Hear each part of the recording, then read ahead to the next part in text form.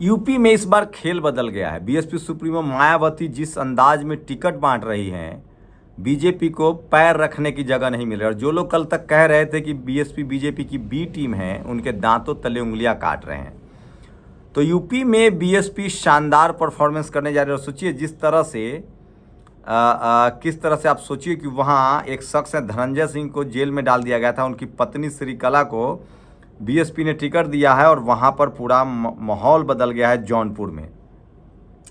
तो वो तमाम बड़ी खबरें जो सोशल मीडिया पर वायरल है, भले मीडिया आपको बताता हो 400 पार, लेकिन सच्चाई ये है कि बीजेपी की रैलियों में भीड़ नहीं जुट रही है। टीवी अखबार में 400 पार है, लेकिन बैकवर्ड जो हैं, दलित जो हैं, अल्पसंख्यक जो हैं, वो लगातार नाराज हैं।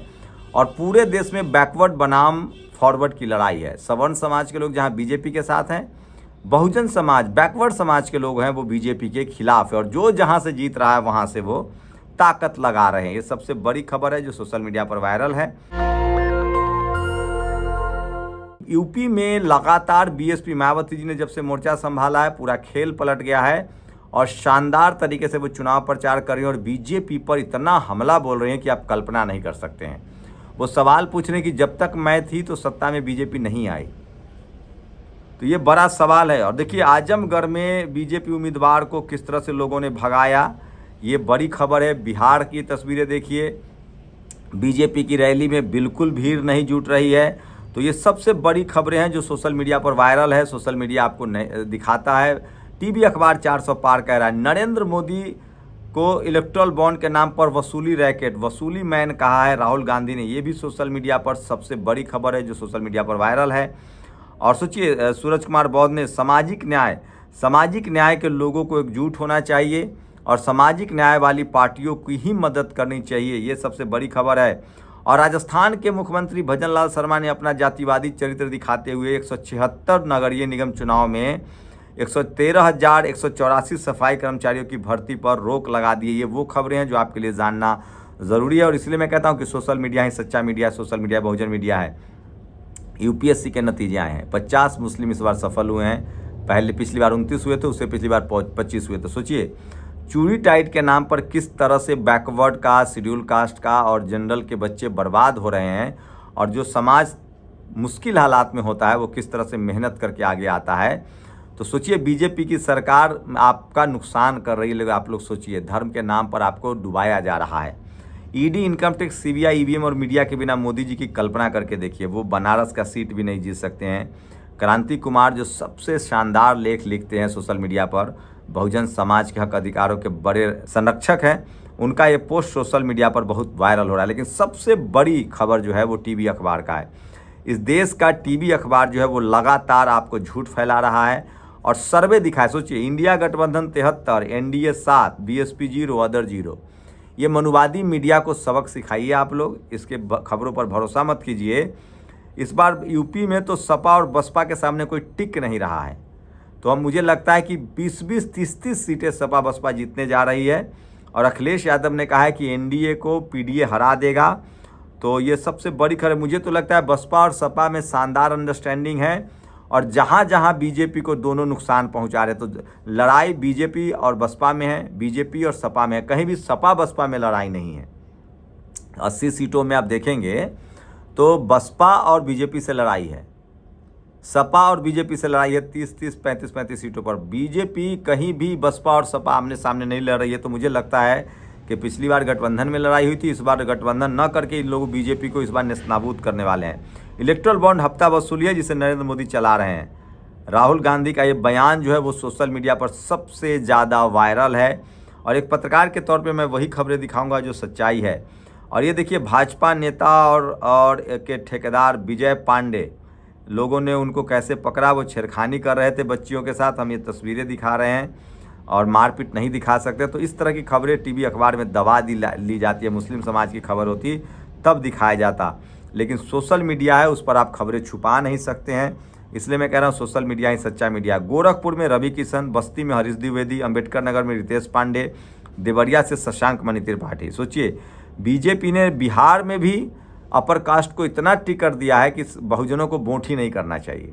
तो इस बार पूरे देश में बैकवर्ड फॉरवर्ड की लड़ाई है। वैशाली में तो छोड़ दीजिए, पूरे देश में बिल्कुल दलित, पिछड़े, आदिवासी, अल्पसंख्यक बहुजन दलों को चुन रहे हैं, वो किसी कीमत पर बीजेपी को वोट नहीं दे रहे। और सवर्ण को तो, और सबसे बड़ी बात है कि बैक फॉरवर्ड समाज के लोग अगर कोई गैर सवर्ण दलों से भी टिकट ला रहे हैं तो उनके खिलाफ भी गुस्सा। ये तेजस्वी यादव का बयान सोशल मीडिया पर वायरल है कि नरेंद्र मोदी आरक्षण, संविधान और आरक्षण को खत्म करना चाहते हैं। तो सवाल है कि ये मुन्ना शुक्ला किधर जाएंगे।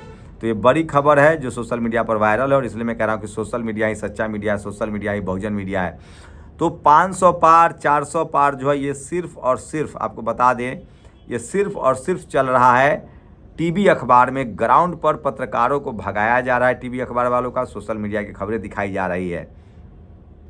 और इस बार 81 मुस्लिम समाज के छात्र जो है यूपीएससी कंप्लीट किए हैं। तो सोचिए किस तरह से उनके परिस्थितियां जब खराब हुई तो उन्होंने मेहनत करना शुरू किया है और वो सफल। बताइए, बीजेपी राज में सबसे ज़्यादा तो मुस्लिम समाज के लोग सफल हो रहे हैं कर्नाटक में, सोचिए। और ये लोग धर्म के नाम पर दलित पिछड़ों को क्रिमिनल बना रहे हैं। वो सैनी जेल में है, वो मोनू मानेसर यादव जेल में है। ये तो तमाम दलित पिछड़े आदिवासी के बच्चों को ये लोग क्रिमिनल बना रहे हैं। ये लोग उनसे क्राइम करवा रहे हैं धर्म के नाम पर, और मुस्लिम समाज के बच्चे पढ़ लिख रहे हैं। मैं इसलिए कह रहा हूँ, सवर्ण समाज के लोगों अभी सचेत हो। बीजेपी सबसे ज़्यादा हिंदुओं का नुकसान कर रही है।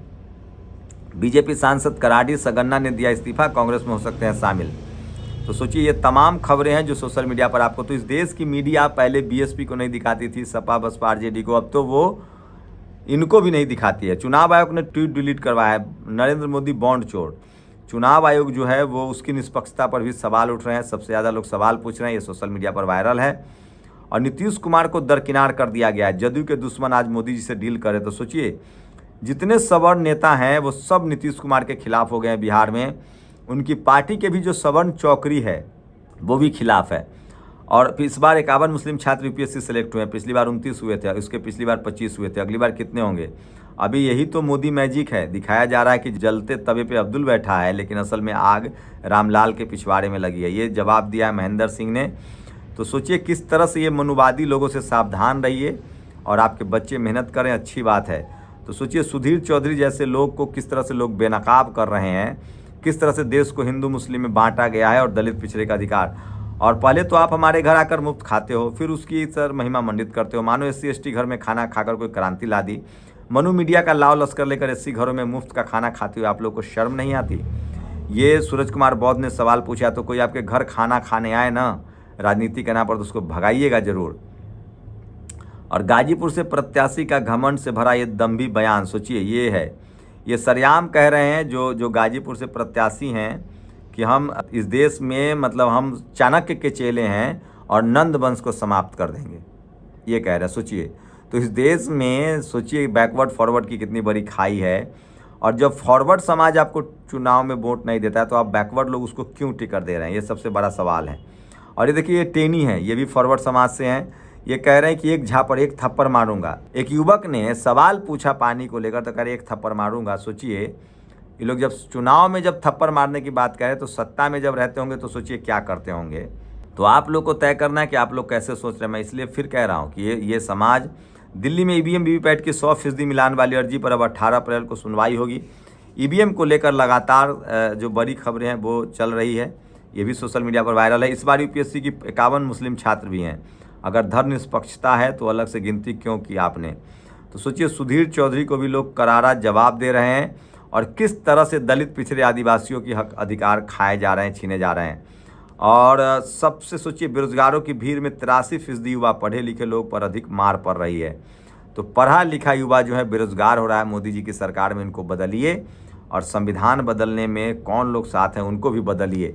तो पूरे देश में बैकवर्ड फॉरवर्ड का चुनाव है, बैकवर्ड एक तरफ है, फॉरवर्ड एक तरफ है। और डॉक्टर सुरेश चौहान के को जो संघी है उनको जवाब दिया है, हिंदू लड़के तो तुम जैसे के चक्कर में 12वीं पास करने लायक नहीं बचेंगे, धीरे धीरे तो कोई भी यूपीएससी में सिलेक्ट होगा ना।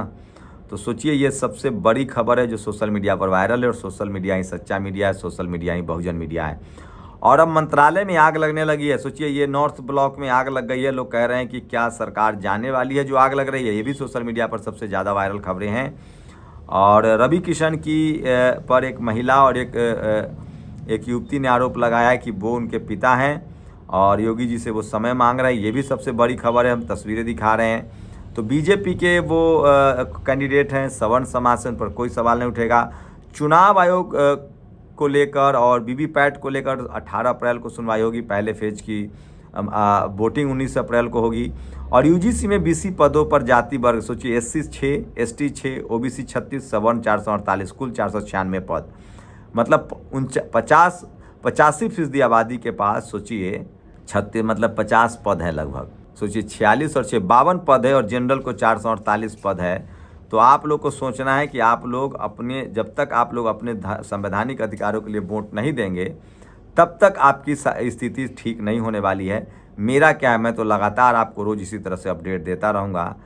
मैं न किसी से दोस्ती न किसी से बैर, मैं बहुजन समाज का हिस्सा हूँ और कोशिश है कि आपके संवैधानिक अधिकारों के लिए आपको बताता रहूँ। शुक्रिया।